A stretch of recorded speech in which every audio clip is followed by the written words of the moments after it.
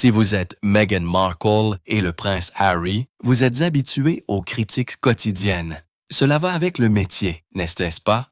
Et comme nous l'avons souvent noté, le prince Harry est celui qui revient normalement et dit « Paris n'a pas sourcillé ce matin-là, il a posé ». Les appareils photo dormaient dans les poches des valets, téléphones scellés avec des autocollants inviolables. Noms imprimés en caractères noirs fins sur des cartes ivoires.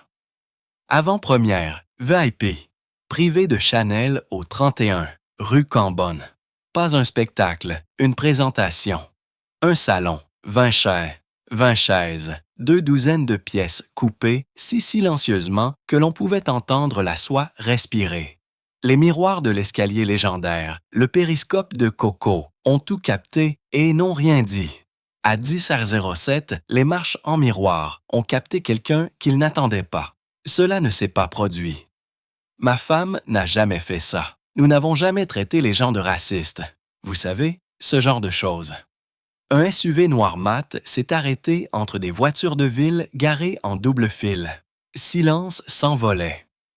Meghan est sortie. Déclinaison de couleurs minimales immaculées. Bandoulière de chaîne vintage sur l'épaule. Pas de cordon, pas de carte. Le genre de look qui ouvre habituellement les portes. Le genre de porte qui, chez Chanel, ne s'ouvre que si l'on vous a connu hier. La réceptionniste a jeté un coup d'œil à la tablette, puis au livre d'or, puis aux escaliers en miroir, comme si les reflets pouvaient fournir un nom. Ils ne l'ont pas fait. « Madame, puis-je la voir? » La phrase s'est éteinte alors qu'une deuxième femme, une voix de velours calme, un casque caché derrière une perle, s'est matérialisée depuis le couloir latéral. Celle-ci appartenait à la maison. Elle portait la permission comme d'autres portent des parapluies. « Bienvenue », a dit Velvet Voice. « Pour quel rendez-vous? » Sourire. 6/10, le genre sûr. Le hall sentait la laine fraîchement cuite à la vapeur et les camélias blancs. Cela continue encore et encore. Et ce qui est intéressant dans cette situation particulière, c'est, exactement ce qui s'est passé dans les coulisses. Avant-première créative, Meghan a répondu. Cadence soignée, essayage privé. Cela devrait être sous ma supervision. Son téléphone était dans sa paume, ouvert à un fil de discussion par email avec une ligne d'objets assez grande pour être lue, assez petite pour douter. Accès à la prévisualisation. Chanel, le nom de l'expéditeur n'était qu'un prénom. Le domaine ne l'était pas. Velvet Voice a regardé une fois poliment et a fait la chose parisienne. Elle n'a rien vérifié devant vous. Un instant.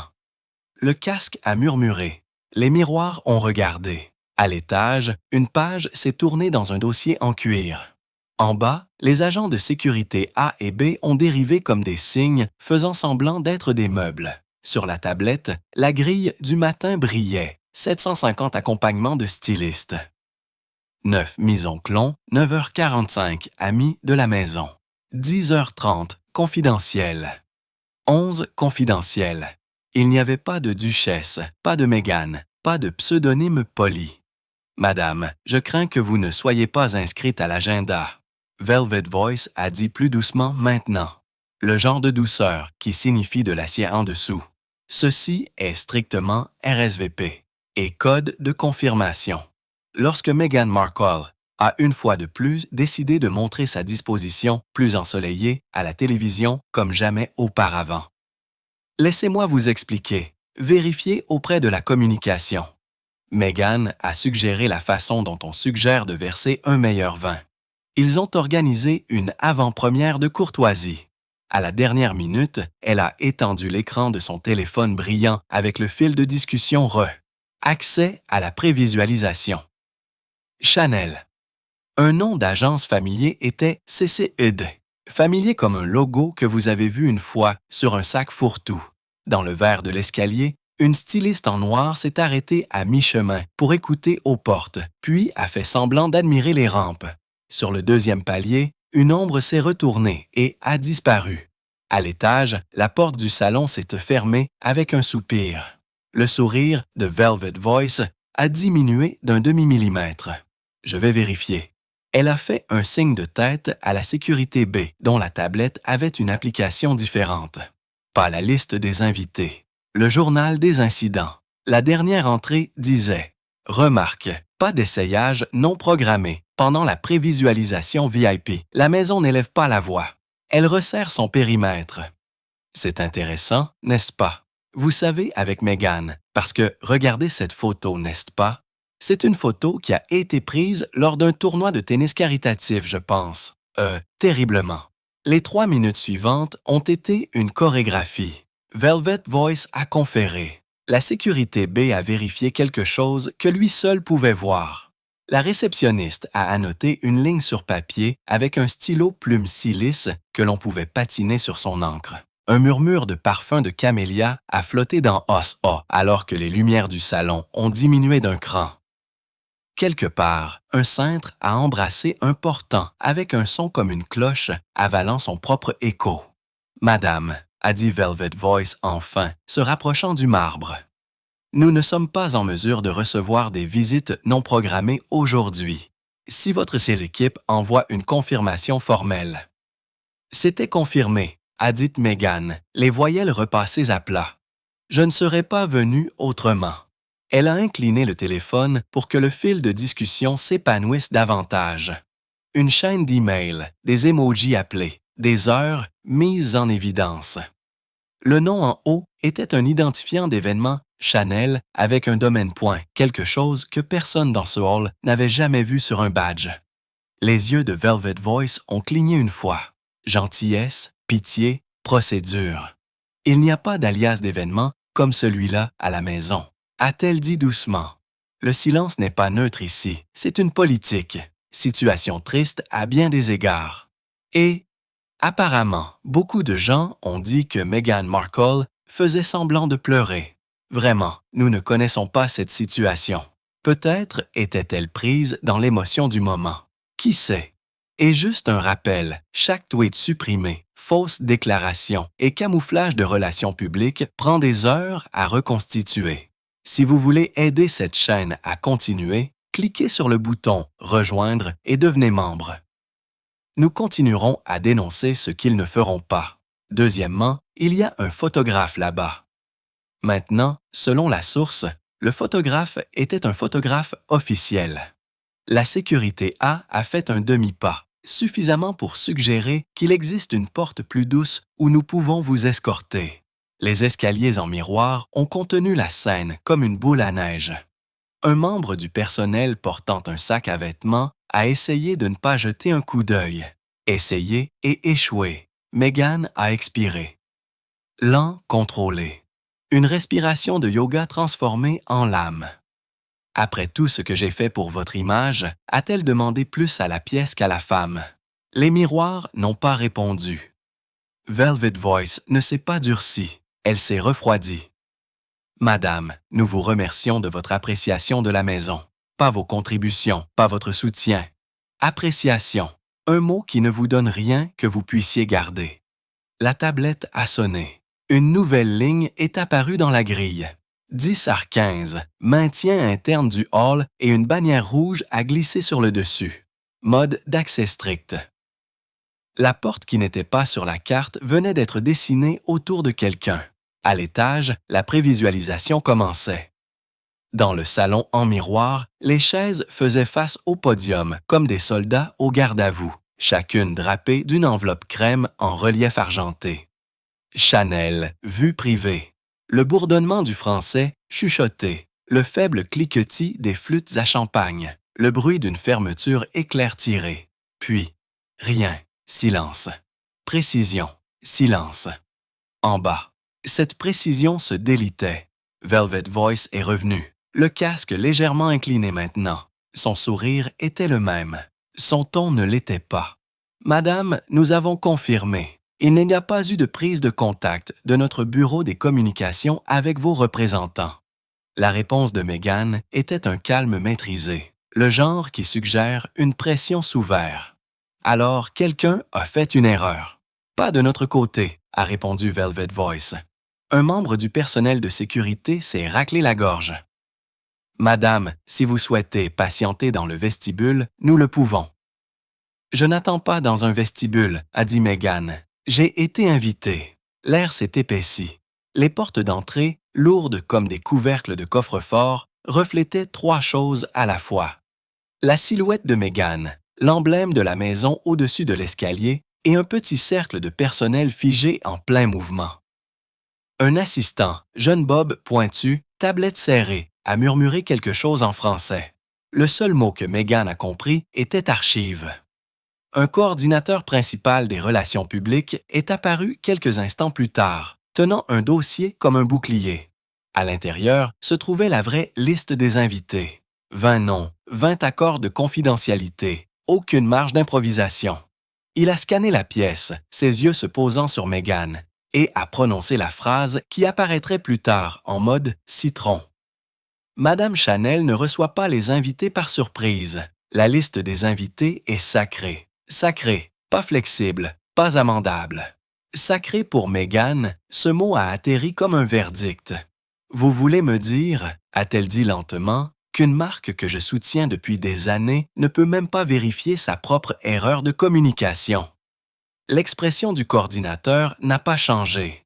Nous apprécions votre admiration pour la maison, mais la prévisualisation d'aujourd'hui se fait uniquement par confirmation codée. Voilà le code Paris. L'implication subtile que l'influence n'équivalait pas à l'inclusion. Elle a de nouveau pris son téléphone, mais cette fois, le reflet de l'écran l'a trahi. Les événements à l'adresse dans son fil de discussion étaient un formulaire de contact public et non un alias interne. Quelque part, un faux pas avait été commis, soit par un assistant trop zélé, soit par quelqu'un qui voulait que ce moment se produise exactement comme ça.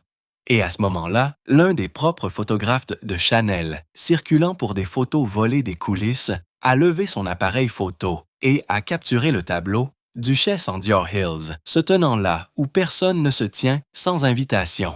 Cette photo ne ferait jamais partie de la galerie officielle de Chanel. Mais au crépuscule, elle serait partout ailleurs. À midi, la prévisualisation à l'étage était terminée. Verres à champagne à moitié vides, le bavardage remplacé par le bruissement des housses de soie tirées sur les portants. Le cercle intime de Chanel s'était dispersé dans leur voiture d'attente. Et pourtant, dans un coin du hall, un seul moment restait suspendu, le clic d'un obturateur d'appareil photo qui n'était pas censé se déclencher.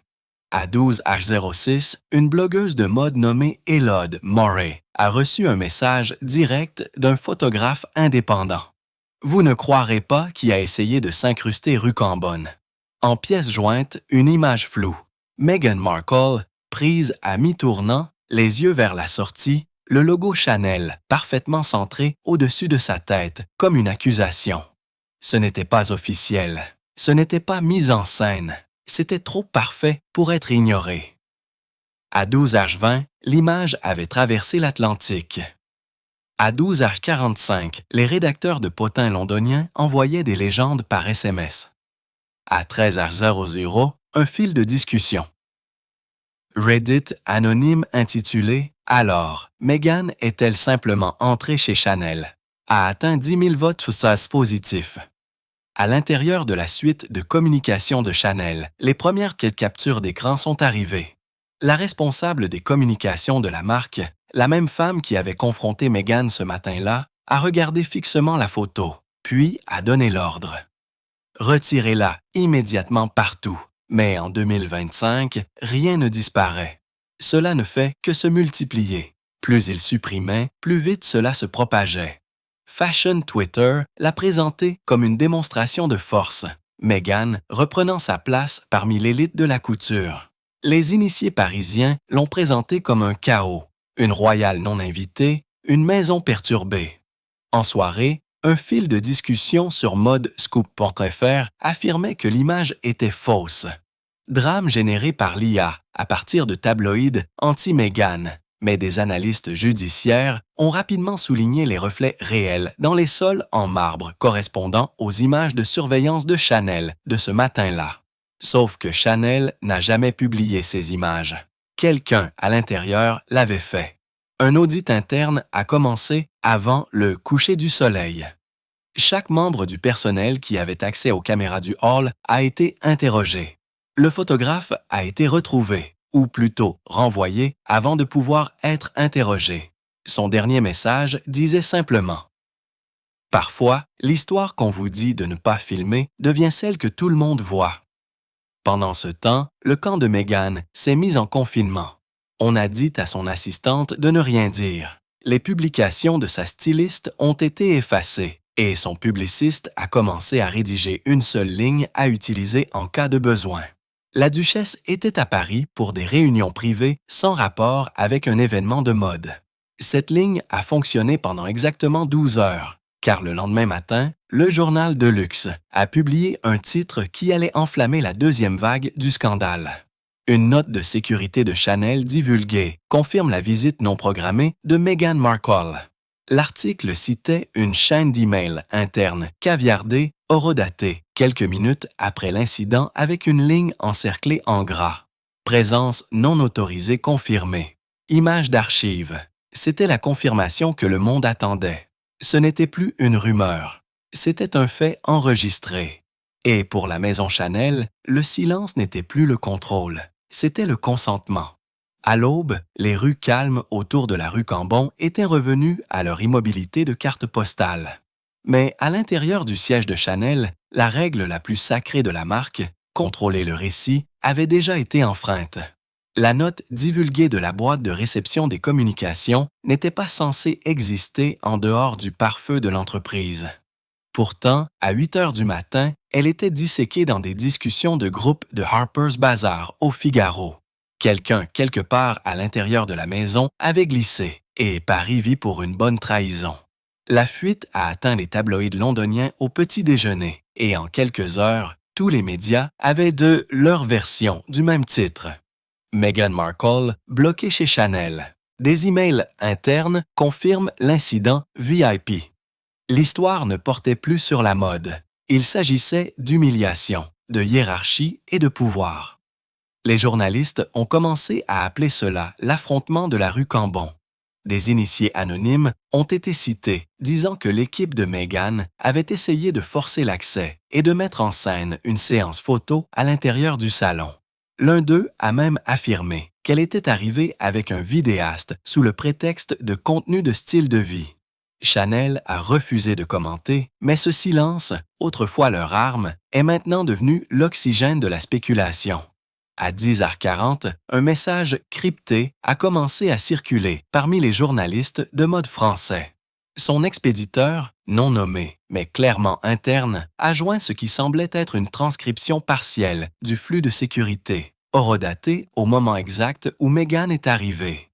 Ce n'était pas des images, juste des lignes de dialogue, censées provenir des microphones du hall. 10h08, elle dit que c'est confirmé. Vérifiez l'alias. 10h09, l'alias n'existe pas. 10h10, retirons-nous les caméras du hall d'entrée? 10h11, non, continuez à filmer, elle enregistre aussi. En quelques heures, la transcription a envahi les médias sociaux sous le tag Quack Chanel Files. Les blogs de mode ont traduit, reformulé, embelli. Certains ont appelé cela la preuve d'un montage. D'autres ont insisté sur le fait qu'il s'agissait d'une opération royale qui avait mal tourné. Mais ce qui a vraiment attisé le feu, c'est la photographie. Elle a réapparu, plus claire cette fois, recadrée plus serrée, couleur corrigée. Le reflet de l'agent de sécurité visible derrière elle. La faible lueur bleue d'un écran de téléphone dans la main de Meghan. Les experts ont remarqué autre chose. Un minuscule micro-cravate fixé sous le revers de son manteau. Au début, les gens l'ont écarté comme une ombre, mais lorsqu'un autre angle a fait surface depuis le téléphone d'un touriste, le micro était indubitable. Était-elle en train d'enregistrer? À midi, des commentateurs français en débattaient en direct à la télévision. Si elle filmait, ce n'était pas un malentendu, c'était une stratégie. De l'autre côté de l'Atlantique, l'équipe de relations publiques de Meghan est passée à la vitesse supérieure. Une deuxième déclaration a été rédigée, cette fois plus défensive. La duchesse a assisté à une réunion privée dans la région et s'est brièvement arrêtée rue Cambon. Aucun engagement formel n'a eu lieu, mais la formulation dans la région n'a fait qu'ajouter de l'huile sur le feu, car à ce moment-là, le journal interne de Chanel avait également fuité. La ligne qui a scellé le scandale disait « Appareils d'enregistrement identifiés, examen des archives lancé, incident signalé, ingérence de haut niveau ». Cette seule phrase, ingérence de haut niveau, est devenue l'histoire. En un jour, le Sages Chanel Block a dépassé la Fashion Week de Paris. Les influenceurs ont commencé à publier leurs propres interprétations. Reconstitution de Meghan se faisant arrêter à la porte sur une musique dramatique. Même les marques rivales ont rejoint le défilé de sous-tweets. Dior a publié une seule ligne sur Instagram, texte noir sur fond blanc. L'élégance commence par l'invitation, pas de tag, pas de nom, mais tout le monde savait. À la fin de cette semaine, les miroirs de Chanel ne reflétaient plus. La couture. Ils reflétaient une crise. Ce qui avait commencé comme un malentendu discret s'était transformé en le premier scandale numérique de la marque depuis des décennies. Le numéro Chanel Block n'était pas seulement une tendance, il mutait. Des milliers de clips, certains réels, la plupart fabriqués, ont inondé TikTok et les bobines Instagram, rejoint une version dramatisée du rejet de Meghan. Des acteurs en costume noir jouaient les gardes de sécurité. Des influenceurs ont filmé des POV. Vous essayez d'entrer chez Chanel sans invitation. Des sketchs avec de faux halls en marbre et des accents français exagérés. Et chaque parodie poussait le même récit. Chanel a dit non à Meghan Markle. À l'intérieur de la maison, les dirigeants ont regardé en silence les analyses des médias sociaux briller en rouge. Les mentions de la marque ont augmenté de 700%, l'engagement de 200%. Mais rien de tout cela n'était bon. Le directeur de l'image mondiale de la marque a rompu le silence lors d'un appel à minuit. Ce n'est pas de la visibilité, c'est de la volatilité. Nous contrôlons l'imagerie, pas l'ironie. Leur peur était simple. Chanel était devenu un mème. Pendant ce temps, le camp de Meghan était tiraillé entre l'indignation et l'opportunité. Sa stratège en relations publiques, la même qui s'est occupée des retombées du documentaire Netflix, a vu la tendance différemment. Les mèmes sont une monnaie, lui a-t-il dit au téléphone. Chaque clip, chaque légende garde votre nom dans leur bouche. Vous pouvez passer du ridicule à la pertinence. Mais Meghan ne le voyait pas de cette façon. Selon un assistant, elle a claqué son téléphone sur le comptoir et a dit « Il se moque de moi, pas avec moi ». L'assistant a répondu doucement. Ils se sont moqués de Coco aussi. Cette ligne l'a marqué. En 24 heures, l'équipe des médias sociaux de Meghan a élaboré une contre-attaque. Au lieu de nier l'incident, ils se sont appuyés dessus. Un message a été mis en ligne sur la page de sa fondation à 20h07. Une photo en noir et blanc de Meghan ajustant son manteau devant un miroir, légendé simplement. Certaines portes se ferment pour que d'autres puissent s'ouvrir. Pas de tag de marque, pas de hashtag, pas de mention explicite de Chanel, mais le timing disait tout.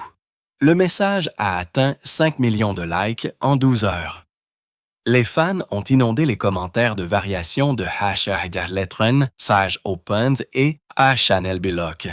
Le récit avait de nouveau changé. Maintenant, l'histoire ne portait pas sur le rejet. Il s'agissait de résilience. Mais à l'intérieur de la salle de crise de Chanel, l'optique était catastrophique. Un dirigeant a murmuré « Nous sommes une tendance pour l'exclusion. Nous vendons l'aspiration, pas l'arrogance. » En réponse, la maison a fait ce qu'elle a toujours fait de mieux. Une représaille de précision enveloppée de calme. 2 jours plus tard, le compte Instagram officiel de Chanel a publié une image sereine de leurs archives du patrimoine.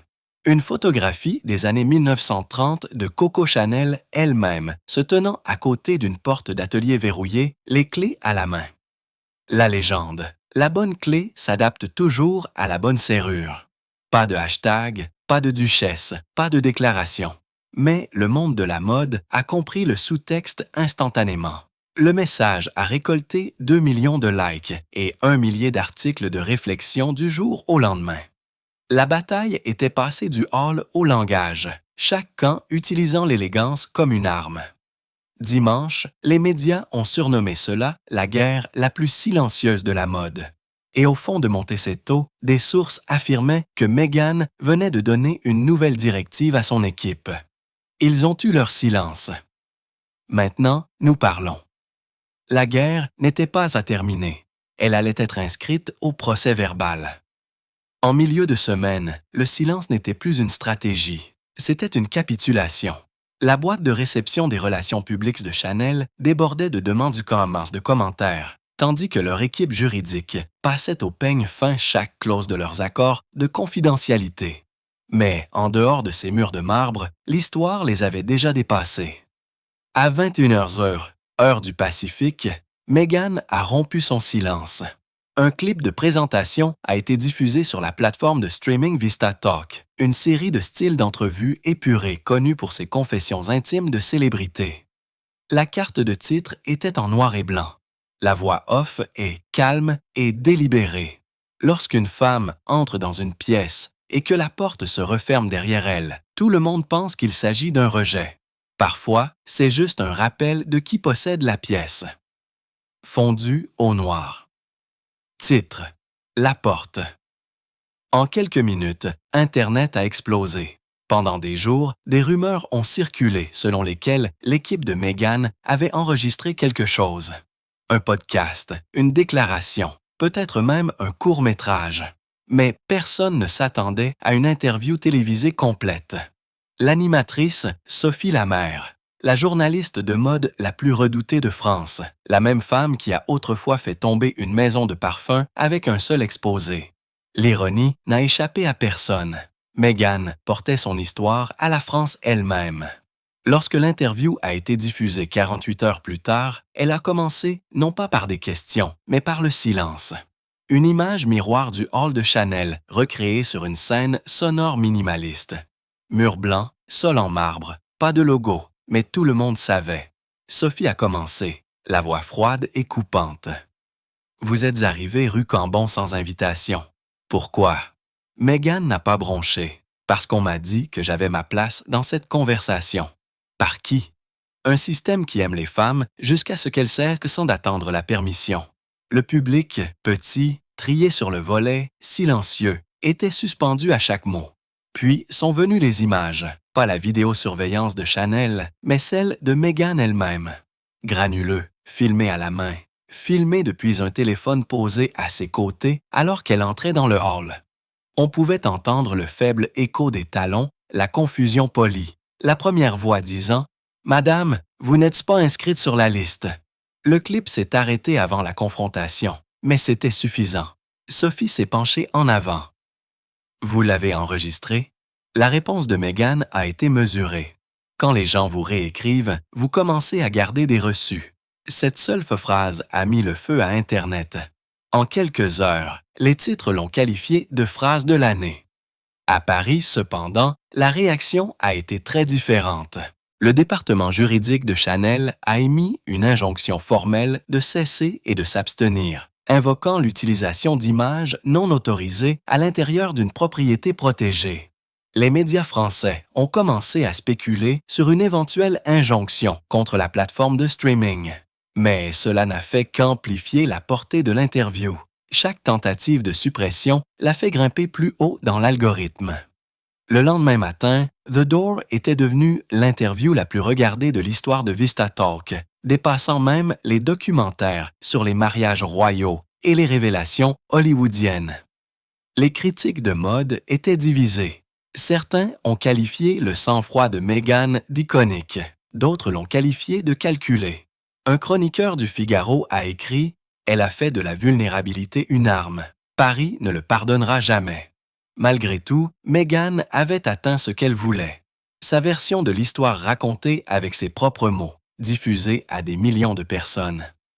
De retour au siège de Chanel, l'ambiance était apocalyptique. Le directeur des communications de la marque aurait claqué son dossier au milieu d'une réunion et aurait dit « Nous ne combattons pas une femme, nous combattons un récit. » Parce que le problème n'était plus la vidéo. C'était l'idée que la maison puisse être contestée. Et lorsqu'une marque construite sur le contrôle perd le contrôle, même pour une journée, c'est plus dangereux qu'un scandale. Vendredi matin, les capitales de la mode s'étaient divisées en deux camps. À Londres, les tabloïds ont dépeint Meghan comme la duchesse rebelle qui a défié la hiérarchie de la couture. À Paris, les titres ressemblaient davantage à un verdict de tribunal.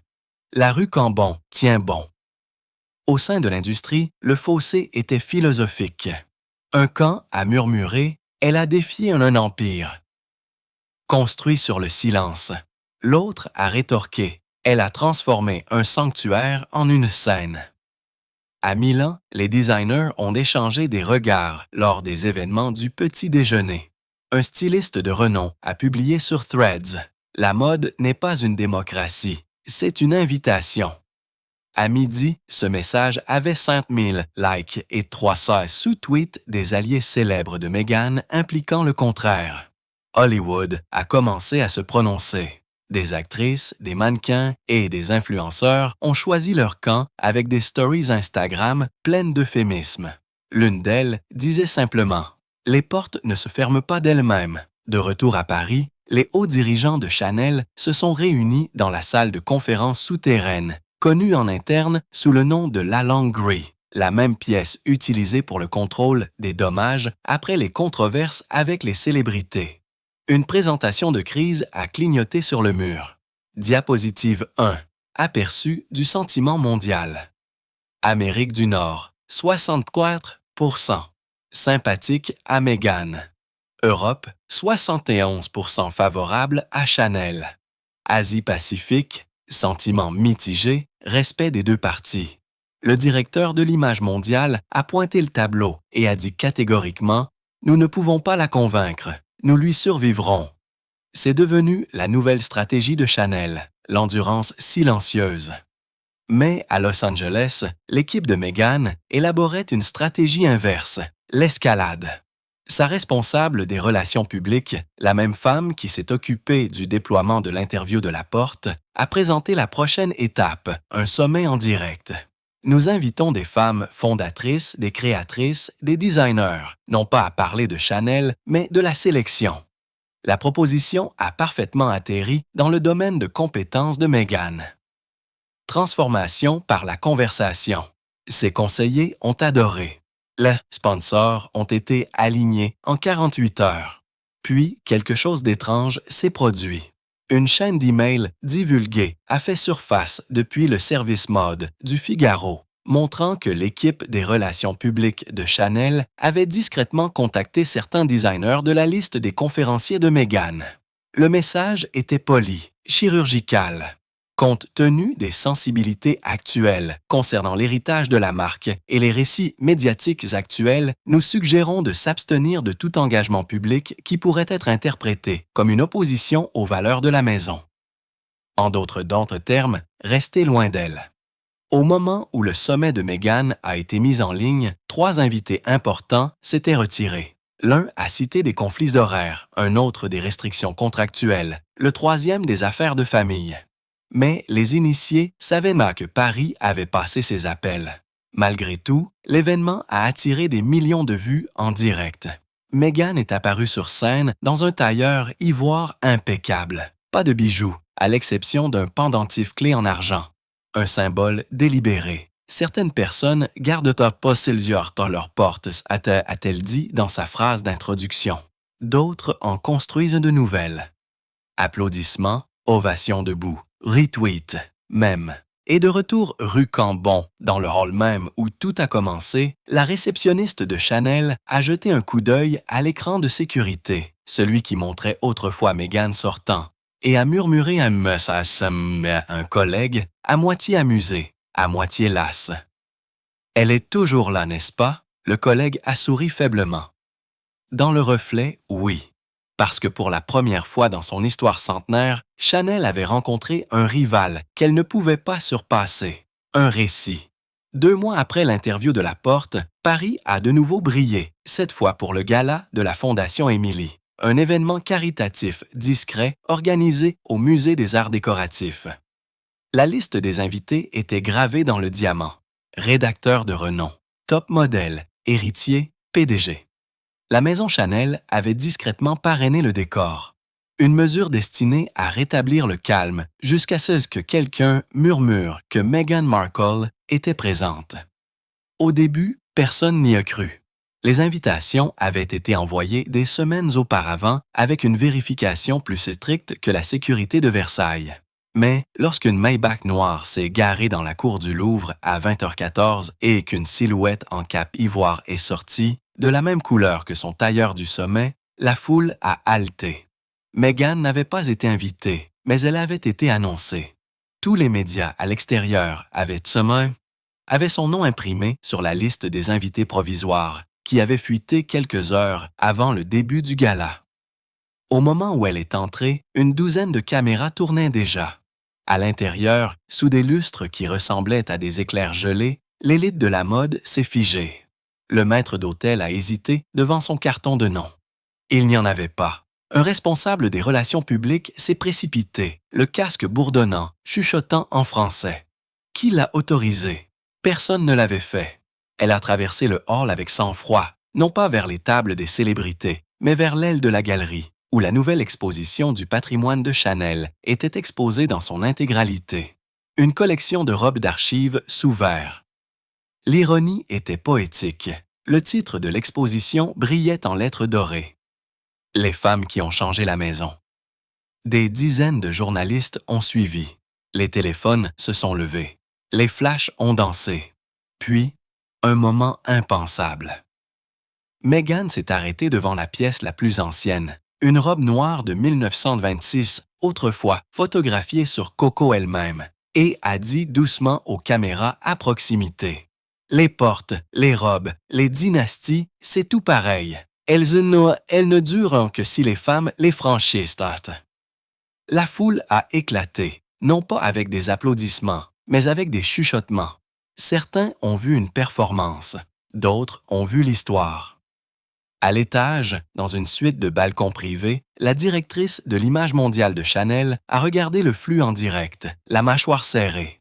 Le directeur adjoint des relations publiques s'est retourné et a demandé « Devons-nous la faire partir ?»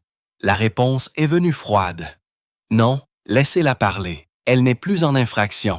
Elle est une tendance. » Le lendemain matin, Internet l'a nommé le Gala Takeover. Des clips ont inondé toutes les plateformes. Des images au ralenti de Meghan sous la lumière de cristal encadrée à côté du logo Chanel comme un paradoxe vivant. Leur war encore, vers Gala Grace contre Gate Crash Queen. Mais ce qui a le plus stupéfié le monde de la mode, ce ne sont pas ces mots. C'est la déclaration que Chanel a publiée après un seul paragraphe publié sur son site de presse officiel à 9h01. La maison Chanel reconnaît la présence de la duchesse de Sussex au gala caritatif d'hier soir. Nous célébrons toutes les femmes qui incarnent l'indépendance et l'influence dans la mode. Pas de déni, pas de distanciation, juste une reconnaissance silencieuse. Et dans le langage codé de la diplomatie parisienne, cela signifiait quelque chose de monumental. Une trêve. Mais pour ceux qui connaissaient l'échiquier de l'industrie, ce n'était pas une capitulation, c'était une stratégie. Parce qu'une heure plus tard, la division atelier de la maison a annoncé une nouvelle campagne intitulée « Indépendant ». Elle mettrait en vedette des femmes modernes qui redéfinissent l'héritage. Personne n'a été nommé, aucun casting n'a été confirmé, mais les observateurs de l'industrie avaient une prédiction et un titre. Chanel est-elle sur le point de collaborer avec Meghan Markle? Extrait du communiqué de presse d'Artifact. La maison Chanel a publié 901C le lendemain matin. Chanel réaffirme son admiration pour l'individualité, l'authenticité et l'évolution de l'influence féminine. La maison honore tous ceux qui marchent avec confiance, qu'ils soient invités ou non. Pendant les 72 heures suivantes, le monde de la mode a perdu son sang-froid. Chaque discussion de groupe, chaque brunch de relations publiques, chaque fil WhatsApp entre stylistes a commencé par la même phrase. Elle fait quelque chose avec Chanel. Aucune preuve, aucune confirmation, juste une rumeur parfaite, si plausible qu'elle n'avait besoin d'aucune source. Lundi matin, Vogue Paris a publié un titre aveugle. une certaine icône mondiale rencontre une certaine maison. Tous les lecteurs savaient de qui il parlait. Des images d'archives de la rue Cambon ont rempli les actualités. Les paparazzis ont campé devant la porte latérale de l'atelier. Les influenceurs ont publié des TikTok à l'extérieur du bâtiment, chuchotant « Elle est à l'intérieur ». Et puis quelqu'un s'est assuré que le monde y croit. Un compte Instagram anonyme nommé @la Soreuse Parisienne est apparu du jour au lendemain, publiant 3 images exclusives. La silhouette d'une femme sortant du siège de Chanel après la tombée de la nuit. Une photo floue d'un SUV noir avec des plaques diplomatiques. Un gros plan recadré d'une main portant une bague indubitablement identique à celle de Meghan. La légende disait « Séance phototest de la campagne Indéance terminée. La NDA expire bientôt ». La publication a atteint 1 million de vues en 2 heures. Tous les médias ont appelé Chanel pour obtenir des commentaires. La réponse officielle a été une perfection glaciale. La maison ne commande pas les collaborations futures, ce qui dans la mode signifie que quelque chose se passe. Pendant ce temps, à Montecito, l'équipe de Meghan a regardé l'hystérie se dérouler en temps réel. Sa directrice des communications a demandé avec précaution « Devons-nous corriger cela ?» La réponse de Meghan a été simple « Nous ne corrigeons pas le pouvoir ». Pendant une journée entière, elle n'a rien dit. Et le silence, autrefois son ennemi, est devenu son arme. Mardi après-midi, ma MJ4 Chanel avait dépassé la Fashion Week de Paris dans les tendances mondiales. Des dizaines de marques, de Dior à Balin, ont discrètement mis à jour leur calendrier tenace de presse pour éviter les chevauchements. L'intérêt de recherche de Chanel a augmenté de 400%. La marque de Meghan, archétype atelier, qui était restée inactive depuis la retombée d'Hermès, a repris vie du jour au lendemain. Mais les initiés parisiens ont commencé à remarquer quelque chose d'étrange. Chaque image divulguée de Meghan près du siège de Chanel, chaque angle, chaque flash provenait du même photographe qui avait capturé sa célèbre photo du hall d'entrée des mois plus tôt. Le même homme qui avait été renvoyé avant d'être interrogé. Avait-il été réembauché ou avait-il orchestré cela? Lorsque Lemon Dukes a contacté Chanel, une source des relations publiques a parlé hors antenne. Il n'y a pas de collaboration, mais il y a une chorégraphie. La déclaration a déclenché une nouvelle théorie. Meghan avait-elle elle-même orchestré toute la fuite en utilisant la même équipe de tournage qui l'avait autrefois bloquée pour faire apparaître la maison comme complice de la réconciliation? Si cela était vrai, c'était diabolique, brillant, dangereux. Jeudi, le service mode du Wall Street Journal a confirmé ce que tout le monde soupçonnait mais ne pouvait pas prouver.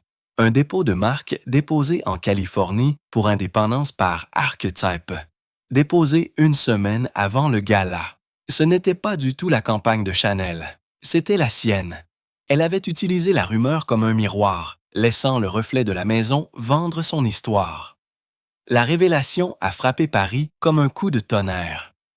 Les dirigeants de Chanel étaient furieux. Un initié a déclaré à Business of Fashion « Elle a transformé la maison en son panneau d'affichage, mais il était trop tard pour contenir cela. Internet avait déjà pris sa décision. Meghan avait déjoué Paris. Et dans le monde du luxe, la perception est la réalité. » À la fin de cette semaine, Paris était en chute libre. Le silence public de Chanel, autrefois son bouclier, était devenu un piège. Chaque heure qu'il refusait de nier les rumeurs, le mythe grandissait. Et chaque titre couronnait Meghan comme la femme qui avait fait bouger la maison sans la toucher. Puis est venu vendredi matin. À exactement 8h, heure de Paris, une enveloppe noire brillante est arrivée dans les boîtes de réception de tous les grands rédacteurs de mode d'Europe. L'expéditeur Independence by Archetype. Lancement officiel.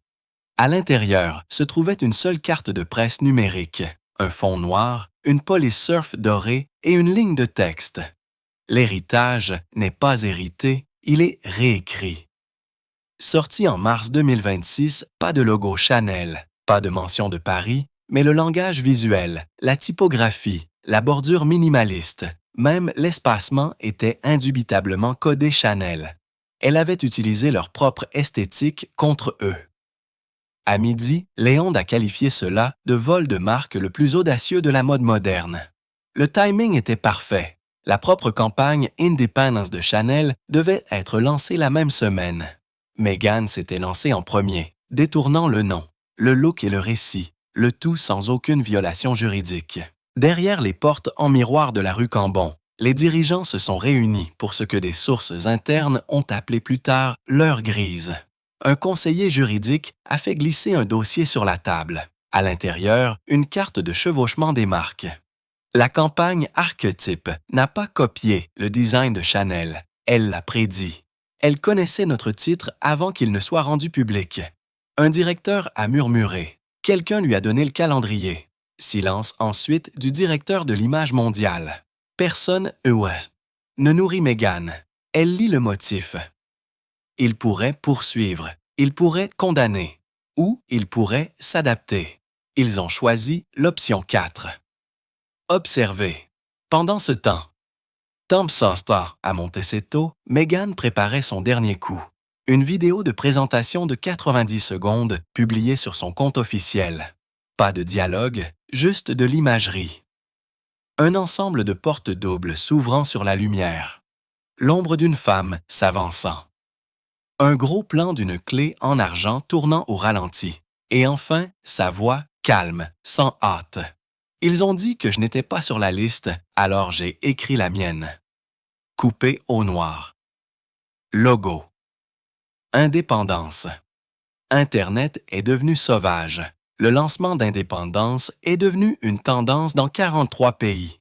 Les fans ont appelé cela son manifeste de retour. Même les critiques ont admis que l'élégance cinématographique était sans faille. Mais de l'autre côté de l'Atlantique, Chanel a riposté à sa manière. À 21h03, la maison a publié une photo de ses archives. Coco Chanel à sa table de couture, une cigarette à la main, une robe à moitié terminée devant elle.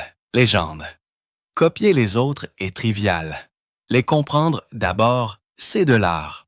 Pas de tag, pas d'hashtag, juste une reconquête silencieuse de la grâce.